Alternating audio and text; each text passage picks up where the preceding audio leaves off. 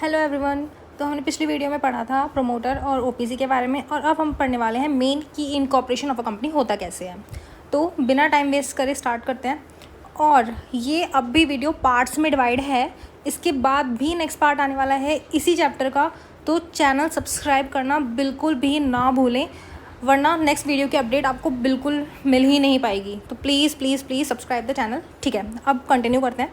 अब हमें क्या पढ़ना था यहाँ पे, members severally liable in certain cases. कौन कौन से केसेस में मेंबर्स लायबल हो जाते हैं, कब? जब रिडक्शन इन मिनिमम मेंबरशिप होता है। ठीक है, मेंबरशिप क्या हो जाएगा, यानी कि हमारी एक प्राइवेट कंपनी थी, एक थी पब्लिक कंपनी, दोनों के मिनिमम मेंबर्स कितने थे? प्राइवेट कंपनी में 2 होने चाहिए और पब्लिक कंपनी में मिनिमम मेंबर्स कितने होने चाहिए? 7। अगर ये मेंबरशिप गिर जाती है ना, ये 2 से कम हो जाता है और ये 7 से कम हो जाता है, तो क्या होता है, मेंबर्स सेवरली लायबल हो जाते हैं। ठीक है, अब normally members have limited liability based on company type. Members की क्या होती है, लिमिटेड लायबिलिटी होती है कंपनी के टाइप पे, किस टाइप की कंपनी है। But in some cases they become severely liable for company debts. लेकिन कुछ केसेस में कंपनी के डेट के लिए भी ये मेंबर्स लायबल हो जाते हैं। अब ये लायबिलिटी अराइज कब होती है? रिडक्शन इन मिनिमम मेंबर्स, यानी कि जब मेंबर्स कम हो जाए। पब्लिक कंपनी में अगर 7 मेंबर्स से कम हो जाए, या प्राइवेट कंपनी में 2 मेंबर्स से कम हो जाए, तो क्या हो जाएगा, मेंबर्स सेवरली लायबल हो जाएंगे कंपनी के डेट्स के लिए। नेक्स्ट, बिजनेस कंटिन्यू चल रहा है more than 6 months of reduction, यानी कि इस रिडक्शन को हुए कितना टाइम हो गया, 6 मंथ्स हो गए, उसके बाद भी बिजनेस कंटिन्यू रन कर रहा है, तो मेंबर्स लायबल हो जाएंगे। पर्सन अवेयर है that business is carried with reduced members, यानी कि पर्सन अवेयर हो गया है कि बिजनेस चल रहा है रिड्यूस मेंबर के बाद भी, such members are personally liable, वो सच मेंबर्स पर्सनली लायबल हो जाएंगे for all debts incurred after 6 month. यानी कि जितने भी डेट्स हैं ना हमारे, जो इनकर्ड हुए हैं आफ्टर 6 मंथ, यानी कि 6 महीने का टाइम हमें मिलेगा।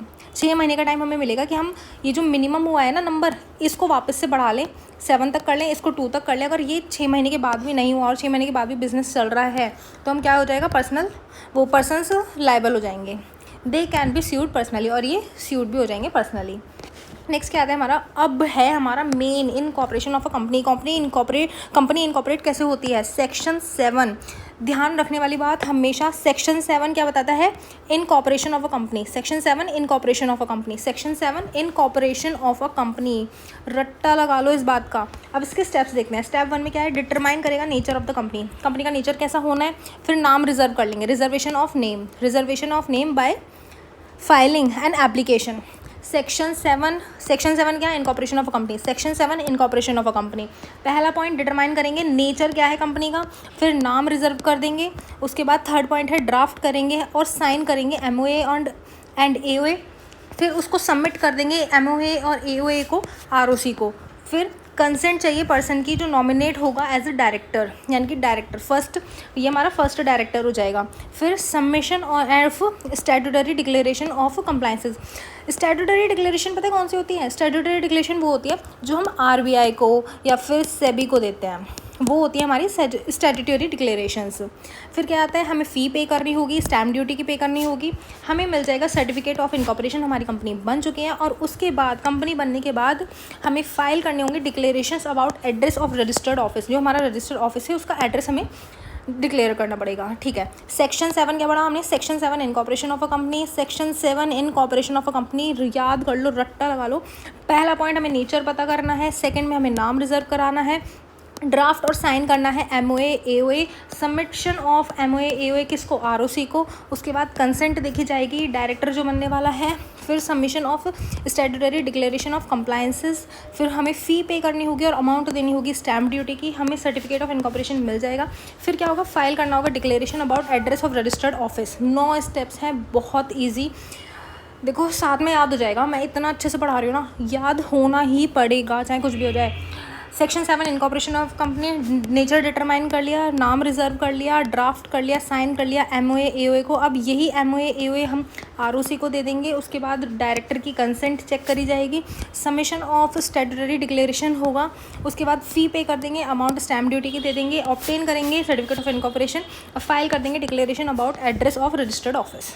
ठीक है, नेक्स्ट नोट क्या है? Company can not begin business unless if confirms that, company business कब तक नहीं चला सकती जब तक वो कंफर्म ना कर दे कि जो सब्सक्राइबर्स हैं उन्होंने have paid for their shares, अपने शेयर्स की अमाउंट पे कर दी है और कंपनी के ऑफिस एड्रेस वेरीफाई हो चुका है। जब तक ये दोनों चीज़ें वेरीफाई नहीं हो जाती बिजनेस स्टार्ट नहीं होगा।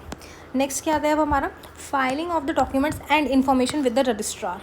अब हमें कौन कौन से डॉक्यूमेंट्स और कौन कौन सी इन्फॉर्मेशन फाइल करनी है रजिस्ट्रार को, ठीक है। नेक्स्ट स्टेप क्या था हमारा? फाइल करना है ना हमें डॉक्यूमेंट्स और इन्फॉर्मेशन रजिस्ट्रार को, ठीक है। तो company registration application must be filed with the registrar of company, ठीक है। फाइल द एप्लीकेशन कौन से फॉर्म में? इन स्पाइस प्लस और INC 32। INC 32 में क्या करना होता है? हमने INC 32 पहले भी पढ़ा था, याद है? OPC वाले चैप्टर उसमें पॉइंट में, OPC वाले पॉइंट में, कब? जब इनकॉर्पोरेट होती है company plus consent of nominee था यहाँ पे, ठीक है। अब स्पाइस प्लस और INC 32 हमेशा इनकॉर्पोरेशन के टाइम पे यूज़ होता है। हमें एप्लीकेशन फाइल करनी है फॉर्म स्पाइस प्लस INC 32 में along with required documents and fees as per rules, सारे डॉक्यूमेंट्स और फीस के बाद, ठीक है। अब ये स्पाइस प्लस क्या होता है? ये एक वेब बेस्ड इंटीग्रेटेड फॉर्म होता है, फॉर्म फॉर कंपनी रजिस्ट्रेशन। अब इसकी full form simplified pro forma for incorporating company electronically plus, ठीक है। याद कर लेना, MCQ में आ सकता है, नहीं भी आया तो कोई बात नहीं। सिंप्लीफाइड परफॉर्मा होता है। स्पाइस प्लस क्या होता है? Simplified pro forma for incorporating company electronic plus. अब स्पाइस प्लस क्या इंक्लूड करता है? ये 10 सर्विस देता है ऑफर्ड बाय 3 गवर्नमेंट। ये ज़्यादा ज़रूरी नहीं है, मेन अब हम यहाँ आते हैं। द ड्यूली साइंड मेमोरेंडम, ठीक है। अब हमने इनकॉर्पोरेशन के 9 स्टेप्स पढ़े थे। पहला हमें नेचर पता चल जाएगा, ठीक है। नेचर पता करने के बाद हमें नेक्स्ट क्या स्टेप था हमारा? नाम रिजर्व करा लिया हमने, नेम भी रिजर्व हो गया हमारा। नेक्स्ट अब हमें duly signed memorandum and association of article of association देखना था। अब साइनिंग रूल्स क्या है मेमोरेंडम ऑफ एसोसिएशन का? INC 33, INC 34। अब हम लाइन से पढ़ रहे हैं। INC 32 इनकॉर्पोरेशन का फॉर्म, INC 33 MOA का फॉर्म, INC 34 AOA का फॉर्म। लाइन से याद करना। INC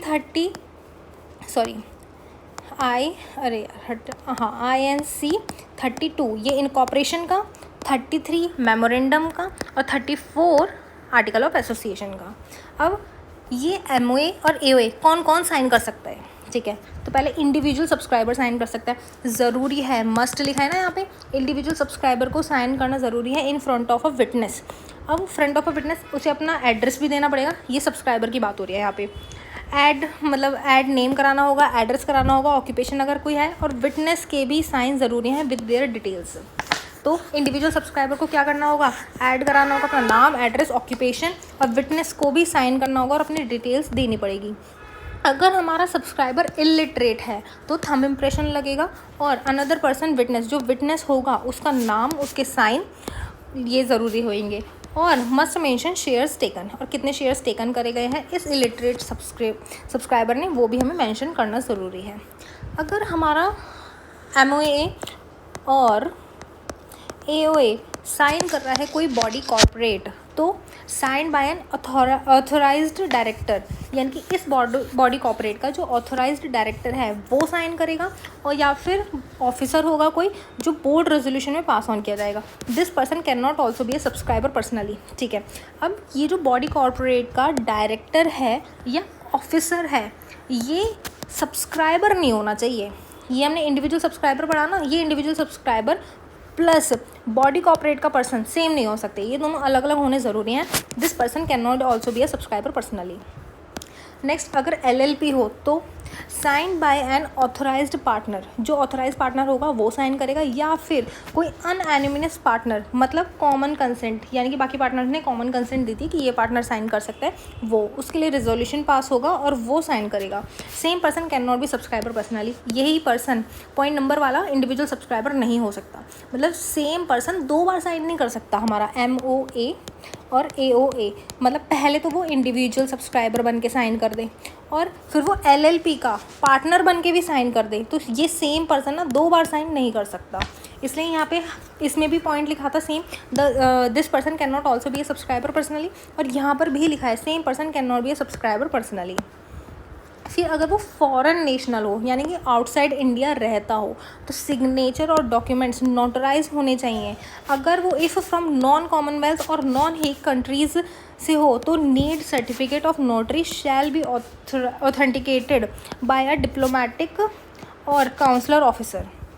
अगर वो फॉरेन नेशन से है तो नोटराइज्ड होना चाहिए उसका सिग्नेचर और उसके डॉक्यूमेंट्स। अगर वो इन दोनों चीज़ से बिलोंग कर रहा है तो notary shall be authenticated by diplomatic और काउंसलर ऑफिसर, यानी कि जो नोटरी होगी ना वो डिप्लोमेटिक या फिर काउंसलर ऑफिसर से ही कराई जाएगी। अगेन फॉरेन नेशनल लेकिन आउटसाइड इंडिया रहता है, विजिट करता है इंडिया और चाहता है कि कंपनी इनकॉर्पोरेट हो जाए कहाँ पे, इंडिया में। ऐसे पर्सन के साथ क्या होना चाहिए, मतलब वो कैसे साइन करेगा, उसके लिए क्या लिमिटेशंस हैं। They must have a valid business visa, उनके पास बिजनेस वीज़ा होना चाहिए।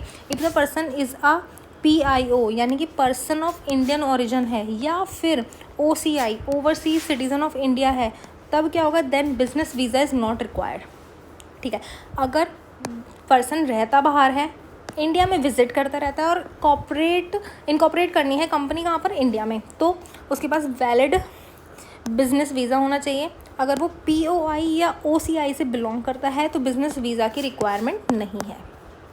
POI person of Indian origin और OCI overseas citizen of India.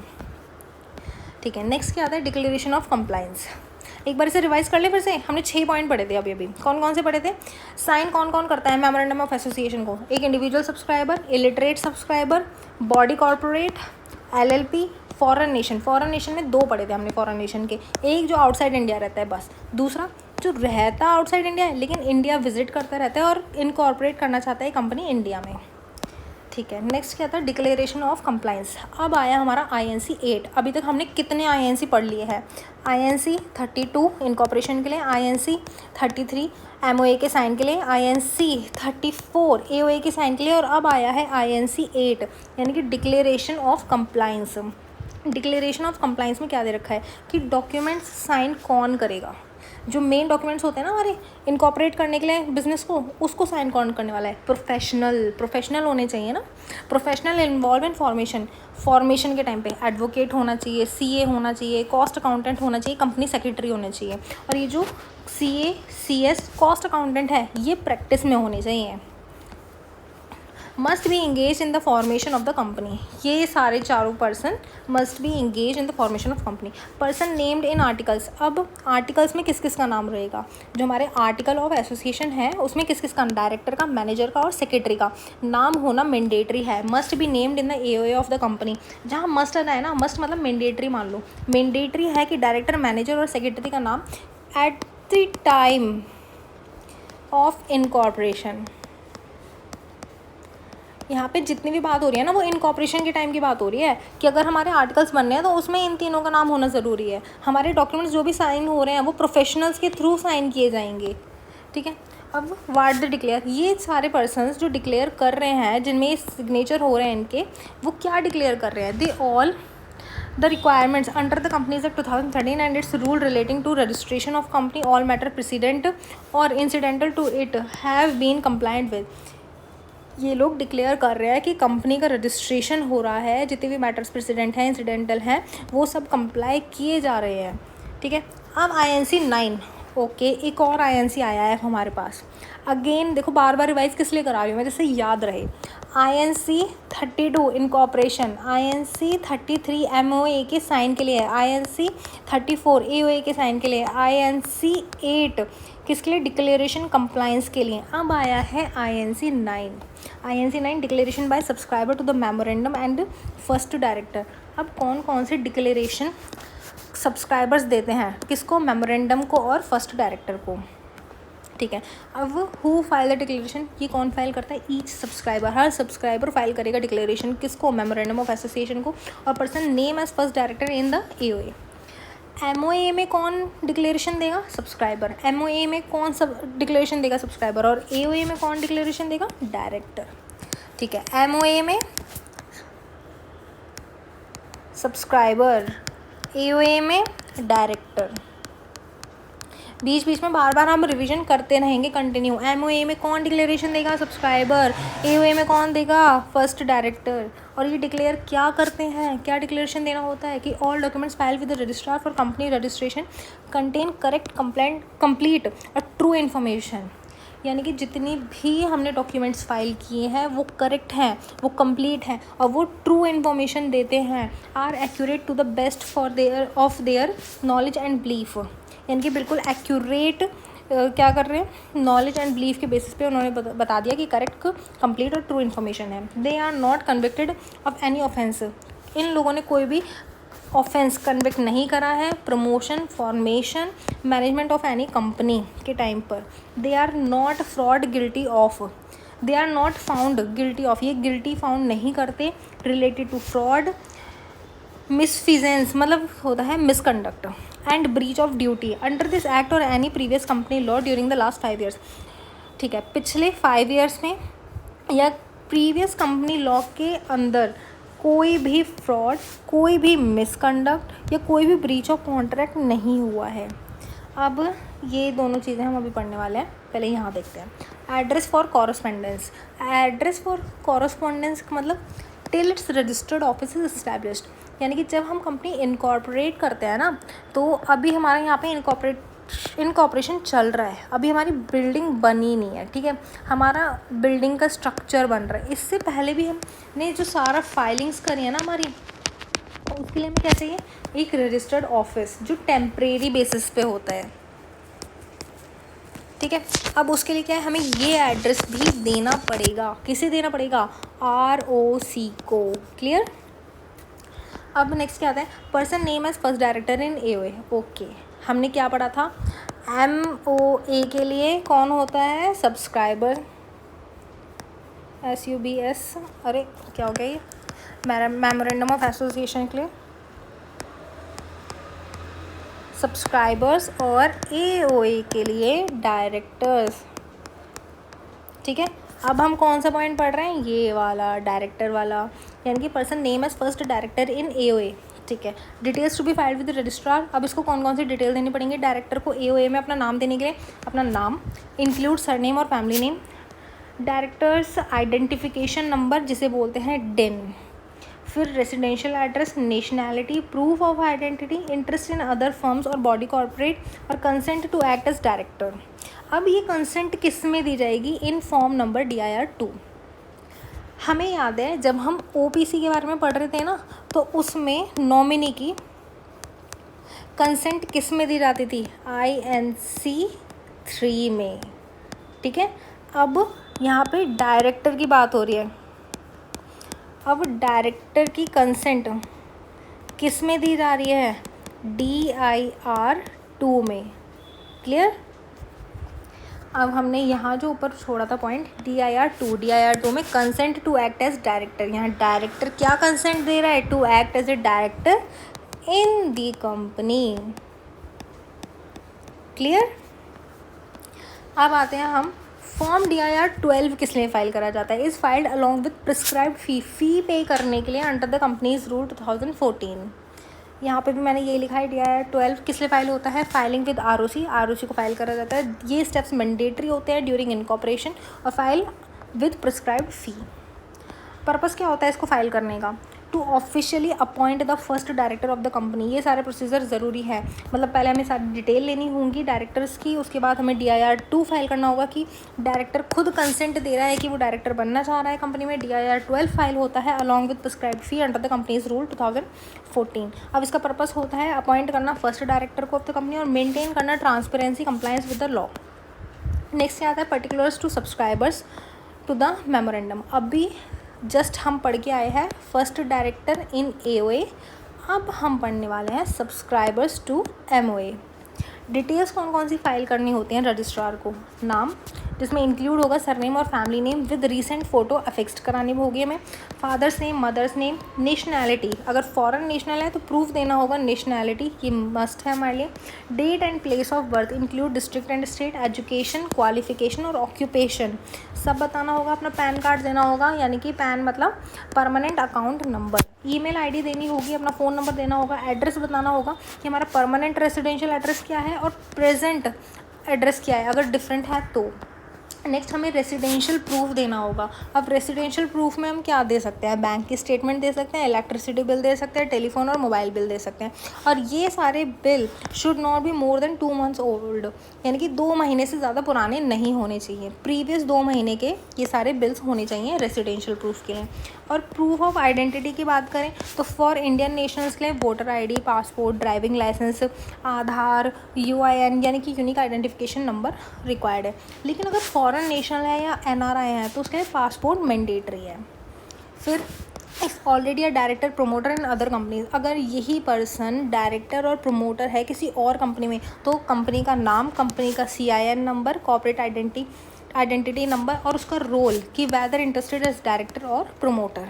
ठीक है, ये सारे पॉइंट किस किस के थे, ये सारे पॉइंट्स थे हमारे सब्सक्राइबर्स के जो एमओए में जिनका नाम आने वाला है। तो उनके लिए कौन कौन से आइडेंटिटी प्रूफ थे, वो डॉक्यूमेंट्स थे, नीडेड थी। ठीक है, अब इसका पर्पस क्या होता है कलेक्ट करने का, कि ये सारी डिटेल्स हम क्यों कलेक्ट कर रहे हैं। To establish identity and background of promoter, जो हमारे प्रमोटर्स होने वाले हैं, मेंबर्स यानी कि जो हमारे प्रमोटर्स होने वाले हैं उनकी आइडेंटिटी क्या है और उनका बैकग्राउंड क्या है। इंश्योर करेंगे कि कोई लीगल कंप्लाइंस या ट्रेसिबिलिटी है या नहीं है, और हेल्प करेगा एमसीए को मेंटेन करने के लिए एक्यूरेट पब्लिक रिकॉर्ड्स को। अब when subscribers to MOA is a body corporate, okay अभी हम इंडिविजुअल की बात कर रहे थे कि कोई इंडिविजुअल सब्सक्राइबर है एमओए को साइन करने वाला, बट यहाँ क्या हो रहा है, यहाँ बॉडी कॉर्पोरेट की बात हो रही है। अब अगर कोई बॉडी कॉर्पोरेट सब्सक्राइबर एमओए को साइन कर रहा है तो उसके लिए कौन कौन सी डिटेल्स हमें भेजनी होंगी रजिस्ट्रार को, यानी कि सबसे पहले name of the body corporate, कि कौन सा बॉडी कॉर्पोरेट है, क्या नाम है उसका जो साइन कर रहा है हमारा एमओए। अगर आप लोगों को याद हो हमने अभी 6 पॉइंट्स पढ़े थे। ठीक है, जिस 6 पॉइंट्स में क्या किया था हमारा, सबसे पहले इंडिविजुअल सब्सक्राइबर होता है, इलिटरेट सब्सक्राइबर होता है, बॉडी कॉर्पोरेट होता है और एलएलपी होता है। स्टार्टिंग से लिखती हूँ 6 पॉइंट्स में। पहला इंडिविजुअल होता है, इंडिविजुअल। दूसरा क्या होता है, इलिटरेट इंडिविजुअल होता है। तीसरा बॉडी कॉर्पोरेट होता है। और चौथा क्या होता है, एलएलपी होता है। फिर 5वां और 6ठा हमारा फॉरेन नेशनल्स आ जाते हैं। ठीक है, तो ये 6 पॉइंट्स थे। अब हमने इंडिविजुअल अगर सब्सक्राइब कर रहे हैं मेमोरेंडम को, साइन कर रहा है, वो पढ़ लिया। सेम प्रोसीजर इलिटरेट वालों के लिए हो जाएगा। अब हम क्या पढ़ रहे हैं, बॉडी कॉर्पोरेट। ठीक है, अब हम इसके बारे में पढ़ रहे हैं। ये सारे थे मेंबर्स जो एमओए को साइन कर रहे हैं। एओए वाला कौन सा था, डायरेक्टर, जिसके बारे में हमने सारे चीज़ें पढ़ ली। अब हम पढ़ रहे हैं बॉडी कॉर्पोरेट वाले को। ठीक है, details to be filed with registrar, कौन कौन सी चीज़ें फाइल होंगी, नेम हो जाएगा फाइल, कॉर्पोरेट आइडेंटिफिकेशन नंबर उस बॉडी कॉर्पोरेट का ऑफ अ कंपनी, और रजिस्ट्रेशन नंबर अगर कंपनी नहीं है तो, GLN यानी कि ग्लोबल लोकेशन नंबर अगर कोई है, registered office address body corporate का, और प्रिंसिपल प्लेस ऑफ बिजनेस, कहाँ से बिजनेस रन हो रहा है वो। ईमेल आईडी देनी होगी हमें बॉडी कॉर्पोरेट की। If body corporate is a company, अगर ये बॉडी कॉर्पोरेट कंपनी है तो certified true copy of board resolution और must include authorisation to subscribers. अगर बॉडी कॉर्पोरेट एलएलपी है, एलएलपी वाला पॉइंट भी देखो यहाँ कवर हो गया। अगर बॉडी कॉर्पोरेट अगर एलएलपी है या पार्टनरशिप फर्म है तो certified true copy of resolution, जो रेजोल्यूशन पास होगा उसकी सर्टिफाइड ट्रू कॉपी, और must be agreed by all partners, सारे पार्टनर्स को एग्री होना पड़ेगा, और must specify sign to directors, यानी कि स्पेसिफाई साइंड सब्सक्राइबर्स की चाहिएंगी हमें। इफ़ फॉरेन बॉडी कॉर्पोरेट, अगर वो फॉरेन बॉडी कॉर्पोरेट है तो copy of certificate of incorporation चाहिएगी और रजिस्टर्ड ऑफिस का एड्रेस चाहिएगा। ठीक है, अब हम पढ़ने वाले हैं rule 12 companies rule 2014 sectoral approval. Sectoral approval मैंने पहले ही बताया था, ये इनकॉर्पोरेशन वाला स्टेप था जो हमने जहाँ पे 9 स्टेप्स पढ़े थे ना, जहाँ पे वो क्लाउड बनने थे ऐसे से करके बहुत सारे। अब उसमें 9 वाला क्या पढ़ा था हमें, सेक्टोरियल अप्रूवल चाहिए होता है जहाँ पे हम डॉक्यूमेंट्स भेजते हैं। तो if any object of the proposed company needs approval और registration from sectoral regulations like कौन कौन सा आरबीआई और सेबी के जितने भी रेगुलेशंस वगैरह हैं वो हमें फॉलो करने पड़ेंगे। Then such approval must be obtained before incorporation. ये सारे जो हम इन सेक्टोरियल रेगुलेशंस ये फॉलो कर रहे हैं, इन लोगों से पूछ के इनके कंप्लायंस पूरे कर रहे हैं, इनकी डिक्लेरेशन वगैरह सब इन्हें प्रोवाइड करा रहे हैं। ये सब काम कब होना है? बिफोर इनकॉर्पोरेशन, इनकॉर्पोरेशन से पहले। और एक declaration confirming the same must be submitted at the time of incorporation, यानी कि एक डिक्लेरेशन दिया जाएगा कन्फर्म करते हुए कि the same must be submitted at the time of incorporation. या ठीक है। अब सेम स्पेशल केस किसके लिए? निधि कंपनीज़ के लिए। अब ये निधि कंपनी कौन सी होती हैं? निधि कंपनी होती है हमारी म्यूचुअल बेनिफिट सोसाइटीज़ होती हैं, ठीक है। जिन लोगों को नहीं पता ना निधि कंपनी क्या होती है, ये वो कंपनी होती है जो आपस में 3-4 लोगों का ग्रुप बनाती हैं और 3-4 लोगों का ग्रुप बनाने के बाद आपस में ही इन लोगों से पैसा कलेक्ट कराते हैं और एक दूसरे को वो पैसा लोन पर दे देती हैं, वो होती है निधि कंपनी। इस निधि कंपनी की जो डिक्लेरेशन जाती है वो कहाँ जाती है? अंडर सेक्शन 406 में। If a company is being incorporated as a Nidhi company, अगर कोई कंपनी इनकॉर्पोरेट होती है एज अ निधि कंपनी तो it must obtain a declaration from central government. इसको डिक्लेरेशन किससे लेनी होगी? From central government. एक declaration confirming this must be submitted at the stage of incorporation. और ये डिक्लेरेशन कन्फर्म जो होगी ये सबमिट कब होगी? Eight the stage of incorporation पर, ठीक है। नेक्स्ट क्या आता है? Issue of certificate of incorporation. अब हमारी कंपनी इनकॉर्पोरेट हो चुकी है, अब क्या काम हो रहा है? इशू हो रहा है किस चीज़ का? सर्टिफिकेट ऑफ इनकॉर्पोरेशन का। यानी कि registrar of companies issue the certificate, यानी कि रजिस्ट्रार ROC कंपनी को इशू कर रहा है certificate. After verification of all documents information filed with the registrar at the time of incorporation, यानी कि ROC ने क्या करा? वेरीफाई करा सारे डॉक्यूमेंट्स को, इन्फॉर्मेशन फाइल करी with the registrar at the time of incorporation. और किस फॉर्म में? Form INC 11। एक और INC आ गया है हमारे पास, INC 11। INC 11 में क्या होता है?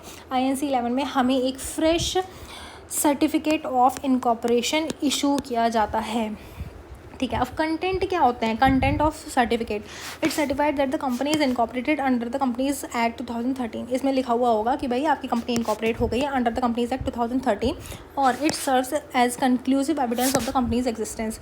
ये हमारे पास सबूत है कि कंपनी अब एग्जिस्टेंस में आ चुकी है। Certificate shall also mention the PAN. Certificate क्या मेंशन करेगा? PAN, permanent account number, if it has been issued by the income tax department. अगर इनकम टैक्स डिपार्टमेंट इशू कर रहा है हमारा सर्टिफिकेट ऑफ इनकॉर्पोरेशन तो वो पैन भी मैंडेटरी है, वो मेंशन करेगा सर्टिफिकेट में। Certificate of incorporation is the official proof. Certificate of incorporation क्या है? एक ऑफिशियल प्रूफ है कि कंपनी रजिस्टर हो चुकी है under companies act 2013। It is issued by the registrar of company in form INC 11, ठीक है। Registrar of company in form INC 11 declare कर देगा कि आपकी कंपनी इशू हो चुकी है। और ये कंटेन क्या करेगा? कंपनी का नाम, किस तारीख को इशू करा गया है, CIN यानी कि corporate identity number, signature and seal of the registrar और पैन ऑफ द कंपनी। ये 1 2 3 4 5 ये 5 पॉइंट्स हमारे कंटेन करता है COI, सर्टिफिकेट ऑफ इनकॉर्पोरेशन। ये शो करता है कि company has become a separate legal entity. अब कंपनी सेपरेट लीगल एंटिटी बन चुकी है। It now has perpetual succession, यानी कि अब कंटिन्यू एग्जिस्टेंस रहेगी कंपनी की, मेंबर चेंज हो या ना हो कंपनी कंटिन्यू चलेगी। As per section 7 subsection 6 and section 7 subsection 7 certificate is not final proof. Certificate final proof नहीं होता। क्यों नहीं होता? रीज़न, अगर कोई फ्रॉड या फॉल्स डॉक्यूमेंट फाउंड होता है ना, कि गवर्नमेंट ने पता कर लिया कि भाई इन लोगों ने फ्रॉड करा है या फॉल्स डॉक्यूमेंट फाइल करे हैं इनकॉर्पोरेशन के टाइम पे, तो वो कैंसिल कर देती है कंपनी का रजिस्ट्रेशन। इसलिए certificate of incorporation final proof नहीं माना गया। अगर फाइनल प्रूफ होता तो इसका मतलब क्या था? कंपनी कंटिन्यू चलती रहती, वो चाहे फ्रॉड करे या फॉल्स डॉक्यूमेंट दे, लेकिन फाइनल प्रूफ नहीं है, इसलिए गवर्नमेंट को पता चलते ही वो कैंसिल कर देती है कंपनी का रजिस्ट्रेशन और पनिश करती हैं उन लोगों को जो इस फ्रॉड और फॉल्स डॉक्यूमेंटेशन में इन्वॉल्व होते हैं। नेक्स्ट आता है हमारा CIN। अभी हमने पढ़ा था कॉर्पोरेट आइडेंटिटी नंबर। क्या होता है ये? It is a 21 digit unique number. 21 digits का एक यूनिक नंबर होता है जो कौन देता है? रजिस्ट्रार ऑफ कंपनी देता है when company is registered. Company register हो गई, अब उसको क्या मिलता है? एक यूनिक नंबर मिलता है जिसे बोलते हैं CIN। 21 डिजिट्स का नंबर होता है। ये एक आधार नंबर की तरह होता है कंपनी के लिए। और it is given on the date of incorporation. ये कब मिलता है कंपनी को? On the date of incorporation. It is written on the certificate of incorporation. ये जो हमारा सर्टिफिकेट ऑफ इनकॉपरेशन होता है उस पर CIN लिखा हुआ होता है, CI नंबर 21 डिजिट्स का, ठीक है। अब इट इज़ इम्पॉर्टेंट, ठीक है, it is important, it gives a unique identity to the company. Company को एक यूनिक आइडेंटिटी देता है। It help in knowing basic details, basic detail जैसे कि whether the company is listed और नॉट, स्टेट ऑफ रजिस्ट्रेशन। हमें ना company का जो यूनिक आइडेंटिटी नंबर होता है, यहाँ पे एग्जांपल दे रखा है, एक नंबर है इतना बड़ा, इस नंबर से हम क्या क्या पता लगा सकते हैं। हम पता लगा सकते हैं कि कंपनी लिस्टेड है या नहीं है, स्टेट क्या है रजिस्ट्रेशन की, कौन से ईयर में इनकॉर्पोरेशन हुआ था, किस टाइप की कंपनी है, पब्लिक है या प्राइवेट है, ROC का रजिस्ट्रेशन नंबर। ये सारा क्या होता है ना, हम किसी को बार बार स्पेसिफिक नहीं बता सकते ना कि स्टेट कौन सी है हमारी, कौन से ईयर में हुआ। तो ये जो यूनिक आइडेंटिफिकेशन नंबर होता है इसमें सब पता चल जाएगा। इसका एग्जांपल देखते हैं अब। एग्जाम्पल क्या दे रखा है, कितने डिजिट्स हैं ये, 1 2 3 4 5 6 7 8 9 10 11 12 13 14 15 16 17 18 19 20 21 डिजिट्स का यूनिक नंबर हो गया। अब पहला अल्फ़ाबेट क्या बताता है, L मतलब लिस्टेड कंपनी है ये। अगर यहाँ पे L की जगह U लिखा हुआ होता तो वो अनलिस्टेड कंपनी हो जाती। अब यहाँ पे दे रखा है लास्ट में 5 डिजिट्स। ये 5 डिजिट किस लिए होती हैं, यानी कि बिज़नेस एक्टिविटी कोड होता है ये इनका। यहाँ पे ना बहुत सारे बिज़नेस होते हैं जो रन करते हैं, उन सब के लिए ना अलग स्पेसिफिक कोड होता है। यानी कि जो बिज़नेस जो जिस तरीके की एक्टिविटी परफॉर्म करेगी उस तरीके का कोड उसे देना पड़ेगा, ठीक है। तो ये यहाँ पे बिज़नेस एक्टिविटी कोड आ गया। इसका मतलब ये 2 अल्फ़ाबेट्स किस लिए दिखाए जाते हैं यहाँ पे, कर्नाटका के, मतलब कर्नाटका यानी कि स्टेट वेयर कंपनी रजिस्टर्ड। हर कंपनी का एक अलग कोड होता है, वो यहाँ पे लिखा जाता है। फिर ईयर ऑफ इनकॉर्पोरेशन, ये जो 1981 है ये दिखा रखा है ईयर, यानी कि कंपनी वाज फॉर्म, किस ईयर में कंपनी इनकॉर्पोरेट हुई थी। अब PLC मतलब पब्लिक लिमिटेड कंपनी, यहाँ पे अगर PTC होता है इसका मतलब होता है प्राइवेट कंपनी हो जाती वो, और FTC मतलब फॉरेन कंपनी हो जाती, और GOI मतलब गवर्नमेंट कंपनी हो जाती। ये इन सब की शॉर्ट फॉर्म होती है जिसके थ्रू एक 21 डिजिट यूनिक कोड बनता है। और लास्ट के इन डिजिट्स का मतलब होता है कि company registration number with ROC क्या है, कि कंपनी का रजिस्ट्रेशन नंबर जो ROC ने दिया है वो ये नंबर होता है, मेन नंबर। मेन इससे क्या पता चलता है कि कंपनी लिस्टेड है या नहीं है, इससे बिजनेस एक्टिविटी कोड पता चल जाएगा, इससे स्टेट का पता चल जाएगा, इससे कंपनी किस ईयर में इनकॉर्पोरेट हुई थी वो पता चल जाएगा, इससे क्या पता चल जाएगा पब्लिक है, प्राइवेट है, फॉरेन है या गवर्नमेंट कंपनी है। और ये लास्ट नंबर किस लिए होता है, ये होता है हमारा रजिस्ट्रेशन नंबर जो ROC प्रोवाइड करता है कंपनीज़ को, ठीक है। अब CIN is mentioned in all company document. CIN हमेशा मेंशन करना ज़रूरी होता है सारे कंपनी के डॉक्यूमेंट्स में। ये हेल्प करता है ट्रैक करने में और आइडेंटिफाई करने में कि the company in government records, यानी कि जो हमारी कंपनी है वो गवर्नमेंट रिकॉर्ड्स में हम उसको किस तरीके से ट्रैक कर सकते हैं, आइडेंटिफाई कर सकते हैं। नेक्स्ट क्या आता है हमारा, फॉल्स इन्फॉर्मेशन ड्यूरिंग इनकॉर्पोरेशन, ठीक है। अब जिस टाइम हमने इनकॉर्पोरेशन करा उस टाइम क्या है, फॉल्स इन्फॉर्मेशन हमने फाइल कर दी। If a person gives wrong और फेक इन्फॉर्मेशन और हाइड करता है इंपॉर्टेंट फैक्ट्स को, तो क्या होगा, while filing document for company registration considered as fraud, उसको हम फ्रॉड मान लेंगे।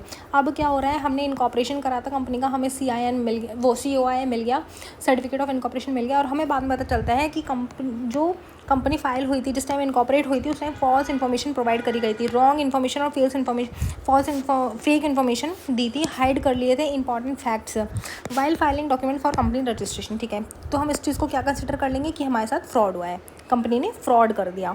इफ़ समवन डज दिस, अगर कोई ये करता है तो उसको क्या होगा, that person will be punished under section 447। ये हम आने वाले चैप्टर्स में पढ़ेंगे, सेक्शन 447 इसमें सारी चीज़ें दे रखी हैं। तो पनिश्ड में क्या हो जाएगा, या तो उसको जेल हो जाएगी या फाइन लग जाएगा। ये डील करता है ये सेक्शन फ्रॉड से। कोई भी पर्सन अगर फ्रॉड करता है तो वो पनिशेबल होगा अंडर सेक्शन 447 में, उसको जेल भी हो सकता है और उसको फाइन भी लगेगा। अगर फ्रॉड इनकॉर्पोरेशन के बाद हो रहा है, अभी क्या हुआ, इनकॉर्पोरेशन करने से पहले ही पता चल गया हमें, ड्यूरिंग इनकॉर्पोरेशन हो रहा है, उसी प्रोसेस में पता चल गया कि इन्फॉर्मेशन फॉल्स है। अब इनकॉर्पोरेशन हो चुका है कंपनी का और उसके बाद पता चलता है कि फ्रॉड तरीके से इनकॉर्पोरेशन हुआ है। तो if after incorporation it is found that the company was formed by giving false or incorrect information, hide कर लिया मेटेरियल फैक्ट को डॉक्यूमेंट्स में, और डूइंग एनी फ्रॉडलेंट एक्ट, तो रिस्पॉन्सिबल कौन होने वाला है? रिस्पॉन्सिबल होगा प्रोमोटर, पहला डायरेक्टर जिसका नाम AOA में होगा, और person who made the declaration for incorporation, वो पर्सन जिसने डिक्लेरेशन दी होगी इनकॉर्पोरेशन में, यानी कि सब्सक्राइबर जो MOA को साइन करता है। ठीक है, अब क्या हो रहा है यहाँ पे, हमने अपनी कंपनी को इनकॉर्पोरेट करा लिया। अब इस प्रोसेस के बीच में ही इनकॉर्पोरेट हुआ नहीं है, चल रही है प्रोसेस, इस बीच ही हमें पता चल गया कि यहाँ पे फ्रॉड हो रहा है, तो जो पर्सन लायबल होगा, लायबल पर्सन अंडर सेक्शन 447 में उसको पनिशमेंट मिलेगी। ठीक है, ड्यूरिंग इनकॉर्पोरेशन हो रहा है तो, और अगर आफ्टर इनकॉर्पोरेशन हो रहा है और फ्रॉड पता चल रहा है हमें फ्रॉड क्या है, तो रेस्पॉन्सिबल कौन होगा? Promoter, first director, person who made declaration for incorporation. All the person will be punishable under section 447। ये किसका होता है? For fraud under section 447। अब क्या होता है यहाँ पे? ऑर्डर ऑफ ट्रिब्यूनल आता है। ट्रिब्यूनल क्या हो जाएगा यहाँ पे, यानी कि NCLT आ जाता है। और NCLT if the company was incorporated by, अगर कंपनी इनकॉर्पोरेट हुई है फॉल्स इनकरेक्ट इन्फॉर्मेशन से, हाइड कर लिया मटेरियल फैक्ट्स एंड डॉक्यूमेंट्स, और डूइंग एनी फ्रॉडलेंट एक्टिविटी, कोई फ्रॉड एक्टिविटी परफॉर्म कर रहे हैं, तो NCLT ऑर्डर दे देगा कि अपना मैनेजमेंट चेंज करो, AOA चेंज करो और MOA चेंज करो। ठीक है, मेक मेंबर्स लाइबिलिटी अनलिमिटेड, जो मेंबर्स की लाइबिलिटी यहाँ पे लिमिटेड थी उसे कैंसिल करके अनलिमिटेड लाइबिलिटी हो जाएगी हमारे मेंबर्स की, और रिमूव कर दिया जाएगा कंपनी का नाम रजिस्टर से, यानी कि COI कैंसिल। वाइंड अप हो जाएगी कंपनी, यानी कि कंपनी बिल्कुल बंद। वाइंड अप मतलब कंपनी का बंद होना। और बिफोर ऑर्डर, यानी कि ये सारे ऑर्डर देने से पहले कंपनी को मौका मिलेगा। NCLT इतनी अच्छी है, कंपनी को मौका देगी कि भाई तुम आओ, और तुम्हें मौका मिलेगा कि हम तुम्हें सुनेंगे कि तुमने ऐसा क्यों करा, और चेक करेंगे उनकी पास्ट डील्स और लाइबिलिटीज़ क्या क्या थी। अब हमारा सेक्शन 7 ख़त्म। सेक्शन 7 क्या था हमारा? Incorporation of a company, finish. Next section क्या है हमारा? सेक्शन 8। सेक्शन 8 में क्या बताते हैं? Formation of companies with charitable objectives. ठीक है, अभी हमने सिंपल कंपनी का इनकॉर्पोरेशन पढ़ा, अब हम पढ़ रहे हैं सेक्शन 8 कंपनी। सेक्शन 8 मतलब जो चैरिटेबल ऑब्जेक्टिव से डील करते हैं। किस लिए बनती है? Formation of company with charitable objectives वाली जितनी भी कंपनीज होती हैं वो हमारी सेक्शन 8 कंपनीज होती हैं। अब इसका मतलब होता है एक कंपनी फॉर्म्ड है। एक कंपनी किस लिए फॉर्म्ड हो रही है? चैरिटेबल और small purpose, not for profit, यानी कि प्रॉफिट का मोटिव है ही नहीं। उनका क्या मोटिव है? चैरिटेबल मोटिव है, और सोशल पर्पस, यहाँ पे सॉरी सोशल पर्पस के लिए वो इनकॉर्पोरेट हो रही हैं। अगर इन कंपनी को प्रॉफिट होता है तो उस प्रॉफिट का क्या होता है? यूज ओनली फॉर ऑब्जेक्टिव, वो अपने ऑब्जेक्टिव के लिए यूज़ करती हैं। Not distribute as dividend, profit इनका कभी भी डिविडेंड के लिए डिस्ट्रीब्यूट नहीं होगा। किस लिए यूज़ होगा? Only use for objectives. अब इनके ऑब्जेक्टिव्स क्या होते हैं? इनके मेन ऑब्जेक्टिव होते हैं commerce, art, science, sport, education, research, social welfare, religion, charity और प्रोटेक्शन ऑफ एनवायरनमेंट। यानी कि जितने भी सोशल ऑब्जेक्टिव्स होते हैं ना, ये सब वही करते हैं। Section 8 company charitable objective, section 8 company charitable objective, रट्टा लगा लो, जहाँ पे भी सेक्शन 8 सुन लो वो क्या हो जाएगा? चैरिटेबल ऑब्जेक्टिव वाली कंपनीज़ होती हैं वो। ठीक है, और अगर उनको प्रॉफिट हो रहा है तो वो डिविडेंड के लिए डिक्लेयर नहीं होगा, वो उनके जो ऑब्जेक्टिव्स होते हैं उनके लिए प्रॉफिट डिस्ट्रीब्यूट हो जाएगा। ऑब्जेक्टिव क्या क्या होते हैं? कॉमर्स, आर्ट, साइंस, स्पोर्ट्स, इन सबको बढ़ावा देना, एजुकेशन, रिसर्च में काम आना, सोशल वेलफेयर करना, रिलीजन, चैरिटी करना और प्रोटेक्शन ऑफ एनवायरनमेंट के लिए। अब इसके की फीचर्स क्या है? Framed with a license from government. अब क्या होता है, जब हम सेक्शन 8 कंपनी की बात करते हैं ना चैरिटेबल, उनको लाइसेंस लेना होता है इनकॉर्पोरेशन कराने के लिए। अब ये लाइसेंस कौन देगा उनको? Central government. Must apply profit जो उनकी इनकम हो रही है ओनली फॉर ऑब्जेक्टिव और नो डिविडेंड टू मेंबर्स। ठीक है, अब delegation of power, central government क्या करता है कि भाई सारा काम सेंट्रल गवर्नमेंट करेगा क्या? नहीं, इनकॉर्पोरेशन का काम कौन करता है? या तो रीजनल डायरेक्टर करता है, जो वहाँ पे उस रीजन का डायरेक्टर होता है, या फिर करता है ROC। तो सेंट्रल गवर्नमेंट ने क्या कहा कि भाई मैं काम नहीं कर रहा, मैं अपनी पावर जो है RD को और ROC को दोनों को डेलीगेट कर देता हूँ। तो यानी कि power of central government delegate to ROC और regional director. Power delegated to ROC। अब कौन कौन सी पावर हमने ROC को दे दी? हमने मतलब सेंट्रल गवर्नमेंट ने अपनी कौन कौन सी पावर दे दी ROC को? यानी कि ग्रांट ऑफ लाइसेंस, रजिस्ट्रेशन होने से पहले, इनकॉर्पोरेशन होने से पहले सेक्शन 8 कंपनी को लाइसेंस चाहिए होता है। वो लाइसेंस कौन देगा? आरओसी देगा to form a section 8 company, ठीक है। अगर कोई भी चेंज होता है एमओए में या एओए में, वो कौन देखेगा? आरओसी देखेगा। और रिवोकेशन ऑफ लाइसेंस, यानी कि अगर कंपनी कुछ फ्रॉड करती है, कुछ गड़बड़ करती है, तो इसलिए उसका लाइसेंस रिवोक हो जाएगा। रिवोक मतलब होता है कैंसिल हो जाएगा लाइसेंस सेक्शन 8 कंपनी का। अब हमने पढ़ा पावर्स डेलिकेटेड टू आरओसी। अब कौन कौन सी पावर हमने रीजनल डायरेक्टर को दे रखी है। अगर चेंज हो रहा है एमओए में for conversion into another kind of company, यहाँ पे क्या है? नॉर्मल चेंज हो रहा है, नॉर्मल हम चेंज कर रहे हैं कुछ अपने एमओए में एओए में, तो उसके लिए किसकी कंसेंट चाहिए? आरओसी की। लेकिन अगर हम कन्वर्ट कर रहे हैं अपनी कंपनी अनदर कंपनी में और उसके लिए हम चेंज कर रहे हैं एमओए में, तो रीजनल डायरेक्टर की कंसेंट चाहिए। अगर हम अमलगमेशन कर रहे हैं या binding up of section 8 company कर रहे हैं, तो उसके लिए भी हमें किसके पास जाना होगा? रीजनल डायरेक्टर के पास। लाइसेंस इशूइंग अथॉरिटी कौन सी है? Central government. लेकिन पावर किसके पास है? ROC. ROC on it's behalf में ग्रांट सच अ लाइसेंस। एलिजिबल एप्लीकेंट कौन है? कौन कौन सेक्शन 8 कंपनी एलिजिबल कर सकता है? एक पर्सन या कोई एसोसिएशन ऑफ पर्सनस जो कि प्लानिंग कर रही हो to register as a limited company under companies act. अब कंडीशंस टू गेट लाइसेंस। अब सबसे पहले हमारा काम क्या है? इनकॉर्पोरेशन से पहले लाइसेंस लेना, यानी कि एप्लीकेंट मस्ट प्रूव दैट, उसको प्रूव करना होगा कि उसका ऑब्जेक्ट क्या है। Promotion of commerce, art, science, sport, education, research, social welfare, religion, charity, protection of environment और सिमिलर ऑब्जेक्टिव है, तो उसको लाइसेंस मिल जाएगा। और उसका जो प्रॉफिट और इनकम है वो यूज़ हो रही है सिर्फ ऑब्जेक्टिव के लिए और कोई डिविडेंड नहीं मिल रहा मेंबर्स को। Firm can be a member of a section 8 company, ठीक है। फर्म मेंबर बन सकती है सेक्शन 8 कंपनी का, और ओपीसी और small company can not formed और कन्वर्टेड इनटू सेक्शन 8 कंपनी, ठीक है। हमने 2 पॉइंट पढ़े। फर्म जो है, फर्म मेंबर बन सकती है सेक्शन 8 कंपनी की, और ओपीसी और small company can not framed भी नहीं हो सकती और कन्वर्ट भी नहीं हो सकती सेक्शन 8 कंपनी में। अब section 8 company do not use the word limited और प्राइवेट लिमिटेड इन नेम।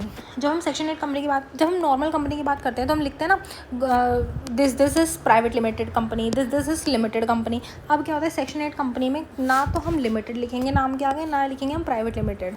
लेकिन ये सेक्शन 8 कंपनी इंजॉय करेगी जितने भी प्रिविलेज मिलते हैं ना लिमिटेड कंपनी को, वो सारे प्रिविलेजेस इंजॉय कर सकती है सेक्शन 8 कंपनी, ये अलाउ है। नेक्स्ट क्या है? Registration of company license using license. अब हम यहाँ पर रजिस्ट्रेशन कर रहे हैं कंपनी का, जो लाइसेंस अभी मिला है आरओसी से, उसके थ्रू। आफ्टर ग्रांटिंग लाइसेंस, यानी कि जैसे ही हमें लाइसेंस मिल जाता है, an application shall be made, application भेजी जाती है रजिस्ट्रार को under section 8 subsection 1 itself for registration of company के लिए in the manner specified in rule 19 of the companies incorporation rule 2014। जो भी मैनर हमें बताया गया है रूल 19 में, उस मैनर के अकॉर्डिंग हम एप्लीकेशन तैयार करेंगे और हम आरओसी को भेज देंगे। एप्लीकेशन फॉर रजिस्ट्रेशन के लिए कौन कौन सी एप्लीकेशन चाहिएगी? तो application must apply to ROC, हमें आरओसी को अप्लाई करना होगा using form spice plus INC 32। फिर से INC 32 आ गया। INC 32 किस लिए आता है? इनकॉर्पोरेशन ऑफ अ कंपनी के लिए, ठीक है। हम यहाँ पे भी इनकॉर्पोरेशन कर रहे हैं सेक्शन 8 कंपनी का, इसलिए INC 32 आया है। तो एप्लीकेशन फॉर रजिस्ट्रेशन में हमें अप्लाई करना होगा आरओसी को, कौन से फॉर्म में? स्पाइस प्लस और INC 32 में, विद एप्लीकेबल फ़ीस, ठीक है। एप्लीकेबल फ़ीस भी दे दी हमने। Documents to be attached with, कौन कौन से डॉक्यूमेंट्स अब इस स्पाइस प्लस और INC 32 में आएंगे? एक तो MOA और AOA आएगा, जो कि हमने ड्राफ्ट करा होगा सेक्शन 8 के ऑब्जेक्टिव्स के हिसाब से, और प्रोफेशनल का डिक्लेरेशन चाहिए बाय प्रैक्टिसिंग, जो प्रैक्टिस में है CA, CS, CMA और एडवोकेट, वो सर्टिफाई करेंगे दैट MOA और AOA are as per section 8, यानी कि ये जो MOA है और AOA है एज़ पर सेक्शन 8 है, और rules all legal requirements for registration are comply, जितने भी लीगल रिक्वायरमेंट्स हैं रजिस्ट्रेशन के लिए वो कंप्लाई कर दी गई हैं। ये सारे हमारे प्रोफेशनल डिक्लेरेशन देंगे। और एस्टिमेटेड फाइनेंशियल्स, ठीक है। Estimate of annual return, annual income and expenditure for next 3 years, हमें एस्टिमेट करना होगा कि हमारी एस्टिमेटेड एनुअल इनकम आने वाले नेक्स्ट 3 ईयर्स की और एक्सपेंसेस कितने होने वाले हैं। ये सिर्फ हमारा एस्टिमेट चल रहा है यहाँ पे, और ये एस्टिमेट भी हमें भेजना होगा। और मस्ट शो, हमें शो करना होगा हमारा सोर्स ऑफ इनकम और ऑब्जेक्टिव ऑफ एक्सपेंडिचर कि हमारे कौन से सोर्स ऑफ इनकम है और ऑब्जेक्टिव्स ऑफ एक्सपेंडिचर हमारे क्या होने वाले हैं। Declaration by applicant, each applicant must declare that they are applying for formation of section 8 company, यानी कि सेक्शन 8 कंपनी जब बन रही होगी उसके टाइम पे जितने भी एप्लीकेंट्स अप्लाई कर रहे होंगे फॉर्मेशन के लिए, उन सबको डिक्लेरेशन देना होगा कि वो लोग खुद से सेक्शन 8 कंपनी बनाना चाह रहे हैं। और information provided is true and complete, सारी इन्फॉर्मेशन जो भी प्रोवाइड हो रही है वो ट्रू और कंप्लीट होनी चाहिए। Alteration of AOA and MOA and AOA required prior approval central government, यानी कि सेंट्रल गवर्नमेंट से अप्रूवल लेने से पहले जितनी भी ऑल्ट्रेशंस हैं MOA और AOA में वो रिक्वायर करी जाएंगी। अगर ऑल्ट्रेशन ऑफ MOA हो रहा है तो पावर किसके पास, RD के पास। ऑल्ट्रेशन ऑफ AOA हो रहा है तो power delegated to ROC। Convert हो रहा है हमारा conversion into any other kind of company, section 8 किसी और कंपनी में कन्वर्ट कर रही है तो only after fulfilling the prescribed steps of conversion. ठीक है, सेक्शन 8 कंपनी कन्वर्ट हो रही है अनदर कंपनी में, तो उसके कंप्लाइंस क्या है। तो सबसे पहले एक स्पेशल रेजोल्यूशन पास करना होगा जनरल मीटिंग में, जिसमें एक्सप्लेनेटरी स्टेटमेंट देनी पड़ेगी हम क्यों कन्वर्ट कर रहे हैं। सबसे पहली बात, अगर हम कन्वर्ट कर रहे हैं सेक्शन 8 कंपनी को किसी अनदर कंपनी में तो हमें स्पेशल रेजोल्यूशन जनरल मीटिंग में देना पड़ेगा एक्सप्लेनेटरी स्टेटमेंट के साथ कि वाई वी आर चेंजिंग या फिर why we are convert our company from section 8 to another company. File application, हमें एप्लीकेशन फ़ाइल करनी होगी INC 8 में रीजनल डायरेक्टर को। ठीक है, अब यहाँ पे कन्वर्जन हो रहा है, ये INC 18 कब फाइल होगा, INC 18 फाइल होगा कब, जब हमारी सेक्शन 8 कंपनी दूसरी कंपनी में कन्वर्ट हो रही है और हम फाइल कर रहे हैं एप्लीकेशन रीजनल डायरेक्टर को। इसमें अटैच क्या करना होगा, हमें अटैच करना होगा certified copy of special resolution, certified copy of special resolution और notice of general meeting plus explanatory statement. मतलब सर्टिफाइड स्पेशल रेजोल्यूशन की सर्टिफाइड कॉपी, हमने जो नोटिस भेजा था जनरल मीटिंग के लिए वो, और एक्सप्लेनेटरी स्टेटमेंट कि हम reasons why we are changing our company. Proof of sending notice, हमें प्रूफ भी देना होगा कि हमने नोटिस सेंड किया था टू किस को, इनकम टैक्स डिपार्टमेंट को, चैरिटी कमिश्नर को, चीफ सेक्रेटरी ऑफ स्टेट को और कोई भी अगर कंसर्न अथॉरिटी है उनको भी। ये सारी अथॉरिटीज़ क्या करेंगी, रिप्लाई करेंगी RD को विदिन 60 डेज़। ये सारी अथॉरिटीज़ रीजनल डायरेक्टर को 60 डेज़ के अंदर अंदर रिप्लाई कर देंगी और सेंड कॉपी ऑफ INC 18 की कॉपी हमें भेजनी होगी रजिस्ट्रार ROC को विया MCA मतलब मिनिस्ट्री ऑफ कॉर्पोरेट अफेयर्स। ये एक ऑनलाइन साइट होती है हमारी। ठीक है, INC 18 हमने कब फाइल किया था, INC 18 हमने फाइल किया था to file application to regional director कि हमें कन्वर्ट कराना है। अब यही इसकी भी कॉपी ना हमें रीजनल डायरेक्टर के साथ साथ किसे भेजनी होगी, ROC को भेजनी पड़ेगी। ठीक है, नेक्स्ट क्या है, अब हमें पब्लिश कराना होगा नोटिस किसमें, INC 19 में। INC 18 में हम कन्वर्ट कर रहे हैं सेक्शन 8 को अनदर कंपनी में, INC 19 में हमें पब्लिक नोटिस देना होगा within 1 week of filing to RD किसमें, वर्निकुलर न्यूज़पेपर यानी कि लोकल लैंग्वेज वाले न्यूज़पेपर में, इंग्लिश न्यूज़पेपर में, और अगर कंपनी की वेबसाइट है तो उस पर भी हमें बताना पड़ेगा कि हम कन्वर्ट कर रहे हैं सेक्शन 8 कंपनी को दूसरी कंपनी में।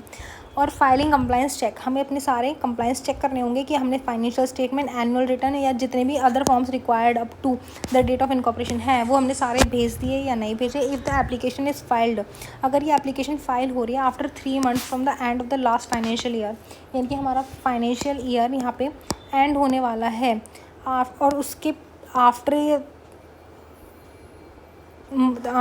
यहाँ पे क्या रखा है, if the application is filed after 3 months from the end of the last financial year, हमारा लास्ट फाइनेंशियल ईयर के बाद के 3 महीने बाद हम ये फाइल कर रहे हैं तो हमें अटैच करनी होगी statement of financial position not older than 30 days. Attach करनी होगी स्टेटमेंट ऑफ फाइनेंशियल पोजीशन यानी कि एनुअल रिटर्न फाइनेंशियल स्टेटमेंट जो कि 30 दिन से ज़्यादा पुरानी ना हो, सर्टिफाइड बाय CA ने सर्टिफाई करी हो।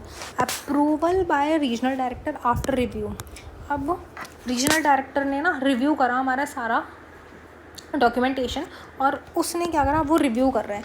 Approve the conversion with conditions, अगर या तो RD क्या करेगा, अप्रूव कर देगा सारे कन्वर्जन कि भाई ठीक है कि तुम कन्वर्ट कर सकते हो सेक्शन 8 से दूसरी कंपनी में, लेकिन कुछ कंडीशंस हैं। ठीक है, या फिर रिजेक्ट कर देगा। अगर रिजेक्ट कर देगा एप्लीकेशन, बिफोर रिजेक्शन, रिजेक्ट करने से पहले कंडीशन अप्लाई होंगी और इम्पोजिंग कंडीशन, तो company must be given a chance to heard. यानी कि रिजेक्ट करने से पहले या कुछ कंडीशंस चेंज कराने से पहले कंपनी को चांस मिलेगा कि भाई हम तुम्हारी बात सुनेंगे कि तुम क्यों कन्वर्ट कराना चाह रहे हो, और उसके बेसिस पे रीजनल डायरेक्टर डिसाइड करेगा कि चेंज होना चाहिए या नहीं होना चाहिए, या वो रिजेक्ट क्यों कर रहा है। लेकिन अगर अप्रूवल हो गया after getting RD's approval, regional director ने अप्रूवल दे दिया कि तुम कन्वर्ट कर सकते हो, तो लेकिन कंडीशंस भी अमेंड करना होगा तुम्हें, MOA और AOA कुछ चेंजेस करने होंगे, जनरल मीटिंग बुलाओ, स्पेशल रेजोल्यूशन पास कराओ और बताओ कि हमने अमेंड करा है अपना मेमोरेंडम ऑफ एसोसिएशन और आर्टिकल ऑफ एसोसिएशन। उसके बाद फाइल अमेंडेड, ये जो हमने अमेंड करा है ना MOA और AOA, इसको फाइल करना होगा ROC को, और हमें डिक्लेरेशन को फॉलो करना होगा सारी कंडीशंस जो भी RD ने बताई होगी। वंस ROC रिसीव, अगर ROC को एक बार रिसीव हो गया एंड वेरीफाई ऑल डॉक्यूमेंट्स कि ये सारे चेंजेस हो चुके हैं कंपनी में, तो ROC क्या करेगा, ROC will issue a fresh certificate of incorporation reflecting the new type of company. New type of company किस लिए, क्योंकि अब वो सेक्शन 8 नहीं रही ना, सेक्शन 8 से कन्वर्ट होकर वो दूसरी कंपनी बन गई है, तो अब ROC इशू कर देगा फ्रेश सर्टिफिकेट ऑफ इनकॉर्पोरेशन, जिसमें पता चल जाएगा कि अब ये सेक्शन 8 नहीं है, एक न्यू टाइप ऑफ कंपनी बन चुकी है। अब आता है revocation of licence.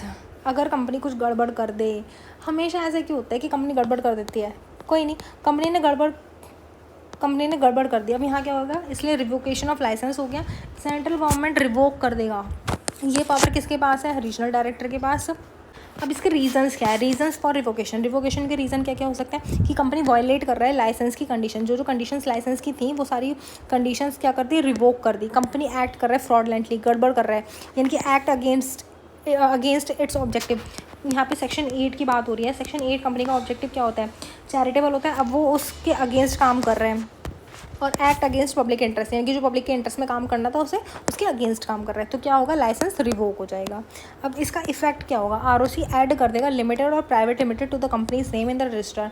Section 8 company का रूल क्या था कि ना लिमिटेड ना प्राइवेट लिमिटेड, कुछ नहीं लिखा रहा था उसके नाम के आगे, लेकिन जैसे ही लाइसेंस रिवोक होगा तो क्या हो जाएगा, इफेक्ट क्या पड़ेगा कि अब ROC उसके नाम के आगे लिमिटेड या प्राइवेट लिमिटेड कंपनी ऐड कर देगा अपने रजिस्ट्रार में। बिफोर रिवोकेशन से पहले company must give a written notice, company एक रिटन नोटिस देगी किसको, सेक्शन 8 कंपनी को, ठीक है, और give a chance to be heard, यानी कि कंपनी को मौका मिलेगा कि तुम्हारी बात भी सुनी जाएगी कि तुम ऐसी एक्टिविटीज़ क्यों परफॉर्म कर रहे हो। आफ्टर रिवोकेशन, अब रिवोकेशन हो गया, सेंट्रल गवर्नमेंट के पास पावर है कि इफ़ पब्लिक इंटरेस्ट डिमांड, अगर पब्लिक का इंटरेस्ट डिमांड करता है तो कि अगर पब्लिक ने कहा, जनरल पब्लिक ने कहा कि नहीं भाई कंपनी बंद ही करा दो, तो आफ्टर पेइंग डेट्स, जितने भी डेट्स थे या लेफ्ट ओवर एसेट्स थे उनको ट्रांसफ़र कर दिया जाएगा दूसरे सेक्शन 8 कंपनी में, या फिर बेच दिया जाएगा प्रोसीड्स, और जो बेचने के बाद जो पैसा आएगा वो कहाँ चला जाएगा, insolvency and bankruptcy fund under IBC, यानी कि इंडियन बैंक्रप्सी कोड 2016 में। ये जो ट्रांसफ़र होगा ना सेक्शन 8 कंपनी में, इनका सिमिलर ऑब्जेक्टिव होना चाहिए, यानी कि जो हमारी सेक्शन 8 कंपनी है उसका जो ऑब्जेक्टिव है वही सेम ऑब्जेक्टिव इस दूसरी कंपनी का होना चाहिए। जो जब हम बाइंड अप करेंगे अपनी कंपनी, हम ख़त्म कर रहे हैं तो उसकी डेट्स भी पे करने हैं, उसके जो लेफ़्ट ओवर एसेट्स हैं उन एसेट्स को हम बेचेंगे और जो पैसा आएगा उससे हम अपने डेट्स पे करेंगे, ठीक है, या फिर ट्रांसफ़र कर देंगे सारे डेट्स और सारी एसेट्स किसी और सेक्शन 8 कंपनी को। और अगर हम सोल्ड कर रहे हैं, एसेट्स की वैल्यू ज़्यादा है, लाइबिलिटी कम थी, लाइबिलिटी पे हो गई, एसेट्स के पैसे बच गए हमारे पास, तो वो कहाँ चले जाएंगे, इंसॉल्वेंसी एंड बैंक्रप्सी फंड में। नेक्स्ट क्या आता है, अमलगमेशन हो जाएगा with another section 8 company having similar objective, दूसरी किसी कंपनी के साथ जिसका सिमिलर ऑब्जेक्टिव है सेक्शन 8 कंपनी का, उसके साथ अमलगमेट करा देंगे। और central government can form one entity with asset power liability duties as it decide. अब कॉन्ट्रावेंशन भी है। कॉन्ट्रावेंशन में क्या हो जाता है कि अगर कोई ऑफेंस हो रहा है तो उसकी पेनल्टी क्या होगी।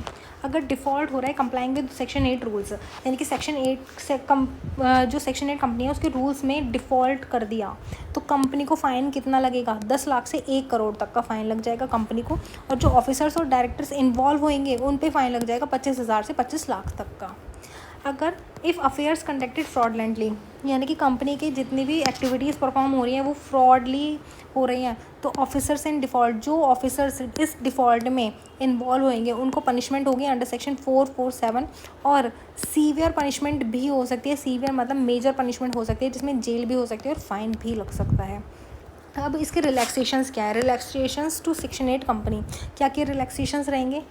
इसमें call general meeting by giving clear 14 days notice instead of 21 days. बाकी कंपनीज़ के लिए क्या होता है, जब जनरल मीटिंग को हमें बुलाना होता है ना तो हम 21 डेज़ का नोटिस देते हैं, लेकिन सेक्शन 8 कंपनीज़ में क्लियर 14 डेज नोटिस देना होता है।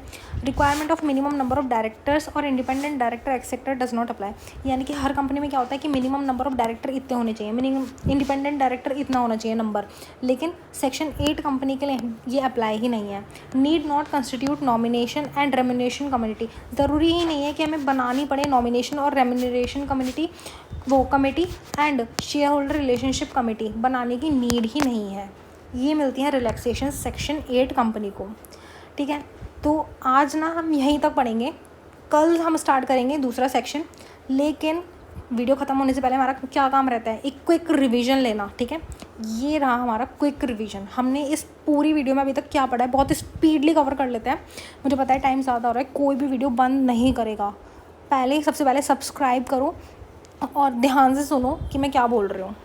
ठीक है, members severally liable in certain cases. कब हो जाता है कि जब मिनिमम मेंबर्स गिर जाए, यानी कि पब्लिक कंपनी में 7 से कम हो जाए, प्राइवेट कंपनी में 2 से कम हो जाए।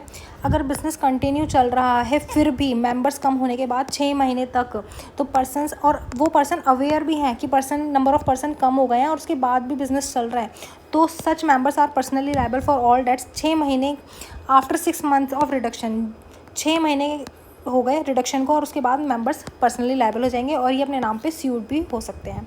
फिर हमने सेक्शन 7 पढ़ा, इनकॉर्पोरेशन ऑफ द कंपनी। इसके 9 स्टेप्स थे, यानी कि हमें नेचर डिसाइड करना होता था, कंपनी का नाम रिजर्व करना होता था, ड्राफ्ट और साइन करना होता था, MOA AOA, submitting MOA and AOA to ROC। फिर कंसेंट ज़रूरी थी डायरेक्टर की, nominated as director. Submission of statutory declaration of compliance, हमें फ़ी पे करनी होती थी, amount of stamp duty. Obtain हो जाता था हमें COI certificate of incorporation. File declaration about address of registered office, हमें डिक्लेरेशन देना होता था हमारे एड्रेस ऑफ रजिस्टर्ड ऑफिस का। फिर filing of document and information with the registrar, हमें कौन कौन सी फाइलिंग ऑफ डॉक्यूमेंट और इन्फॉर्मेशन देनी होती थी रजिस्ट्रार को, कि company registration filed with ROC, application form spice INC 32 में along with documents plus fees. Spice की full form simplified proforma for incorporating company electronically plus, और a web based integrated form for company registration, इसे बोलते हैं spice plus. कौन sign करता है MOA और AOA? INC 33 में MOA, INC 34 में AOA। Individual subscriber, illiterate subscriber, body corporate, LLP, foreign nation. इसमें फॉरेन नेशनल में 2 आते हैं, जो आउटसाइड इंडिया रहते हैं वो, और जो residing outside India visit India and intended to incorporate a company. फिर हमने पढ़ा INC 8 किस लिए होता है, डिक्लेरेशन ऑफ कंप्लायंस के लिए यूज़ होता है। डॉक्यूमेंट साइन कौन करता है, प्रोफेशनल से साइन करते हैं, CA CS कॉस्ट अकाउंटेंट और एडवोकेट। ये CA CS और कॉस्ट अकाउंटेंट प्रैक्टिस में होने चाहिए। और person named in articles directors, manager और सेक्रेटरी, ये होने चाहिए। अब INC 9 में क्या बताया कि कौन फाइल करता है डिक्लेरेशन, हर सब्सक्राइबर MOA को साइन करेगा और पर्सनली नेम जो फर्स्ट डायरेक्टर होगा वो AOA को साइन करेगा। और ये डिक्लेयर क्या करेंगे कि करेक्ट, कंप्लीट और ट्रू इन्फॉर्मेशन हमने सारी फाइल करी अपने डॉक्यूमेंट्स की। They are not convicted any offence related to promotion, formation, management of the company. They are not found guilty of fraud, misstatement, breach of duty. ये guilty fraud में नहीं आते, मतलब found guilty of fraud, misstatement और breach of duty under this act और any previous company law during the last 5 years. पिछले 5 सालों में प्रीवियस कंपनी लॉ में या जो अभी कंपनी लॉ चल रहा है उसमें फ्रॉड, मिस स्टेटमेंट और ब्रीच ऑफ ड्यूटी इन लोगों ने नहीं किया। Person name as first director in AOA, जिस पर्सन का नाम फर्स्ट डायरेक्टर के रूप में आएगा AOA में, उसकी डिटेल्स में हमें क्या क्या चाहिए, नाम, उसका director identification number, address, nationality, proof of identity, interest in other firms और बॉडी कॉर्पोरेट। DIR 2 में क्या आ जाएगा, consent to act as director.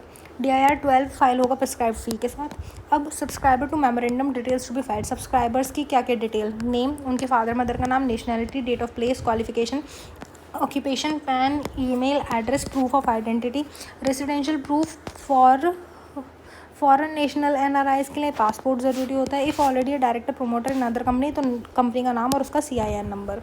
अगर सब्सक्राइबर MOA को साइन कर रहा है लेकिन वो बॉडी कॉर्पोरेट है, तो कौन कौन सी डिटेल्स आएंगी, name of body corporate, GLN, इनकी ग्लोबल लोकेशन नंबर अगर कोई है तो, रजिस्टर्ड ऑफिस का एड्रेस, ईमेल, बॉडी कॉर्पोरेट, अगर कंपनी है तो certified copy of board resolution और ऑथराइज्ड सब्सक्राइबर, अगर बॉडी कॉर्पोरेट LLP और पार्टनरशिप है तो सर्टिफाइड कॉपी ऑफ रेजोल्यूशन और एग्रीड बाय ऑल पार्टनर्स होना चाहिए। अगर फॉरेन बॉडी कॉर्पोरेट है तो copy of incorporation, certificate of incorporation और रजिस्टर्ड ऑफिस का एड्रेस। बहुत स्पीडली कर रही हूँ मुझे पता है, ठीक है, लेकिन सुन लो एक बार, क्विक रिवीजन चल रहा है ये लो ये सब, ठीक है। अगर सेक्टोरियल अप्रूवल में क्या चाहिए था, आरबीआई, सेबी एक्सेट्रा, इन सब से। निधि कंपनी के अंदर क्या होता है, डिक्लेरेशन चाहिए होता है अंडर सेक्शन 406 और ऑब्टेन करना होता है डिक्लेरेशन सेंट्रल गवर्नमेंट से। INC 11 में पढ़ा था हमने। अब हमें सर्टिफिकेट ऑफ इनकॉर्पोरेशन इशू हो गया, issue by ROC in form 11, INC form 11 after verification of all document information. Certificate also mention PAN, ठीक है, it is the official proof that a company is registered, ठीक है।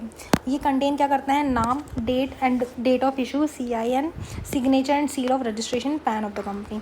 CIN 21 digits का एक unique number होता है, ये हमने पढ़ा था एग्जाम्पल के साथ। इफ़ फ्रॉड और फॉल्स स्टेट डॉक्यूमेंट्स फाउंड, तो गवर्नमेंट क्या करता है, कैंसिल कर देगा रजिस्ट्रेशन और पनिश कर देगा लोगों को जो इन्वॉल्व होंगे। और रिस्पॉन्सिबल कौन होगा, प्रोमोटर, फर्स्ट डायरेक्टर जिसका नाम AOA में होगा, और person who made the declaration for incorporation. और ऑर्डर ऑफ ट्रिब्यूनल में क्या आ जाएगा, चेंज इन मैनेजमेंट, MOA और AOA। मेंबर्स लायबिलिटी अनलिमिटेड कर देगा और रिमूव कर देगा कंपनी के नाम रजिस्टर से, और कंपनी बंद हो सकती है। बिफोर ऑर्डर कंपनी एक चांस देगी, वो NCLT ना, हाँ, ट्रिब्यूनल मतलब NCLT, ठीक है। तो बिफोर ऑर्डर NCLT क्या करेगी, कंपनी को चांस देगी कि भाई हम तुम्हारी बात भी सुनेंगे और हम चेक करेंगे तुम्हारी पास्ट डील और लायबिलिटीज़ क्या क्या है। सेक्शन 8 एक चैरिटेबल कंपनी होती है, formation of company with charitable objective. इसके ऑब्जेक्टिव होते हैं commerce, art, science, sport, education, research, social welfare, religion, charity, protection of environment. इसके प्रॉफिट का क्या होता है, ये सिर्फ ऑब्जेक्टिव के लिए यूज़ होता है, डिस्ट्रीब्यूट एज डिविडेंड नहीं होता। Formed with license from central government. इसका इनकॉर्पोरेशन होने से पहले इसे लाइसेंस लेना होता है सेंट्रल गवर्नमेंट से। सेंट्रल गवर्नमेंट के पास बहुत सारे काम होते हैं, इसलिए वो अपनी पावर डेलीगेट कर देता है ROC को और रीजनल डायरेक्टर को। ROC को कौन कौन सी पावर देता है कि अब ROC लाइसेंस ग्रांट करेगा सेक्शन 8 कंपनी को, और कोई भी चेंज MOA AOA में हो रहा है तो उससे डील कौन करेगा, ROC। रिवोकेशन ऑफ लाइसेंस हो रहा है तो वो भी ROC देखेगा। Power delegated to regional director, तो change in MOA for conversion into another kind of company, यानी कि MOA में चेंज आ रहा है, अगर वो कन्वर्ट करिए अनदर काइंड ऑफ कंपनी में, या फिर अमलगमेट या वाइंडिंग अप हो रहा है सेक्शन 8 कंपनी का, तो वो भी रीजनल डायरेक्टर से डील करेगा।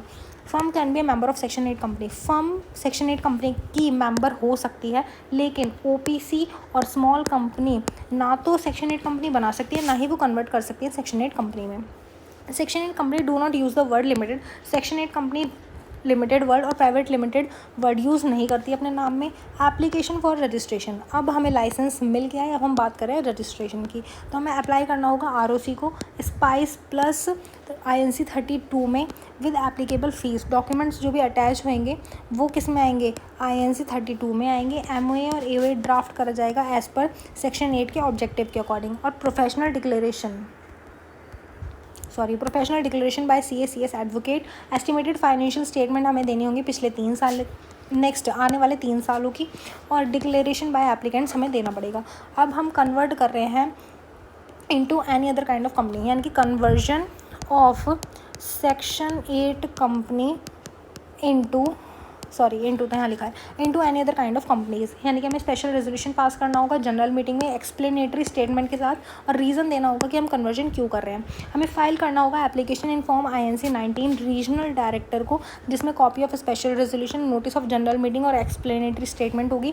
प्रूफ होगा कि हमने सेंड करा है अपना नोटिस किसको, proof of sending notice to income tax department, charitable commission, chief secretary of state और एनी कंसर्न अथॉरिटी को। अथॉरिटीज़ रिप्लाई करेंगी रीजनल डायरेक्टर को 60 डेज़ के अंदर अंदर, और हमें जो कॉपी थी हमारी INC 18 की जो हमने रीजनल डायरेक्टर को दी थी, वो हमें ROC को भी देनी पड़ेगी, किसके through, MCA ministry of corporate affairs के थ्रू। पब्लिश करना होगा नोटिस हमें INC 19 में विद इन 1 वीक, 1 हफ्ते के अंदर अंदर, और फाइलिंग RD। अब ये पब्लिश नोटिस किस में करना होगा, एक तो हमें वर्निकुलर लैंग्वेज यानी कि लोकल लैंग्वेज न्यूज़पेपर में, इंग्लिश न्यूज़पेपर में, और वेबसाइट पे, ठीक है। अब फाइलिंग कंप्लाइंस चेक करने होंगे कि हमने फाइनेंशियल स्टेटमेंट भेज दी, एनुअल रिटर्न भेज दी, और जितने भी फॉर्म थे up to date of incorporation वो हमने सारे भेज दिए। If application is filed if application is filed after 3 month, अगर एप्लीकेशन फाइल हो रही है after 3 month from the end of the last financial year, तो हमें अटैच करनी होगी स्टेटमेंट ऑफ फाइनेंशियल पोजीशन जो कि 30 दिन से ज़्यादा पुरानी ना हो, और वो सर्टिफाइड करानी होगी हमें अपने CA से। रीजनल डायरेक्टर अगर रिजेक्ट कर देता है हमारी एप्लीकेशन, तो रिजेक्ट करने से पहले कंपनी को मौका मिलेगा कि हम कंपनी की बात सुनेंगे। और अगर रीजनल डायरेक्टर अप्रूव कर देता है एप्लीकेशन कि तुम कन्वर्जन करा सकते हो कुछ कंडीशंस के साथ, तो वो कंडीशंस उसके लिए हमें अमेंड करना होगा।